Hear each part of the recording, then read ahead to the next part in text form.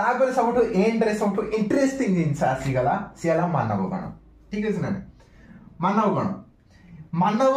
जी की राक्षस भी हो पारे मानव जी की देव भी हो पारे मानव ही गोटे मनीष गोटे पर्सन गोटे कैटेगरी जोटा कि दीटा को हबार पाखे एबिलिटी अच्छी ठीक है आप भगवान श्रीकृष्ण को देखो ठीक है रोहिणी नक्षत्र जन्म होती मानव गण सीए जिते प्रेम कले पूरा बुड़ी की प्रेम कले ठीक अच्छे जिते युद्ध कले युद्ध मध्य भी पूरा खतरनाक वे युद्ध कले ठीक अच्छे तेणुक प्रेम और युद्ध दीटा का अपोजिट साइड बट से पर्सन प्रेम बेले प्रेम भी कले युद्ध बेले युद्ध भी कले आ सहित कृष्ण को रणछोड़ कहुए ठीक अच्छे जिते दरकार भी पड़ा युद्ध क्षेत्र छाड़िया को पड़ा भी छाड़देले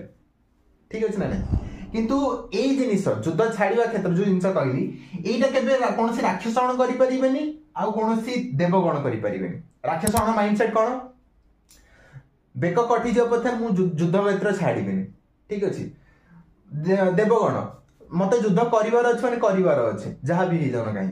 किंतु मानवगण जो दरकार पड़ा युद्ध क्षेत्र छाड़े छाड़ भी पारे ठीक अच्छे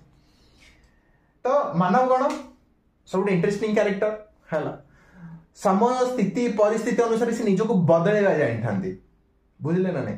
एम भर गोटे स्टिफनेस आसी जाए देव आउ राक्षस भितर बट मानव निजक चेंज कर क्लियर तो यही सब जिन मानव गण भर थाए आउ जो लव लाइफ आस्पेक्ट देखा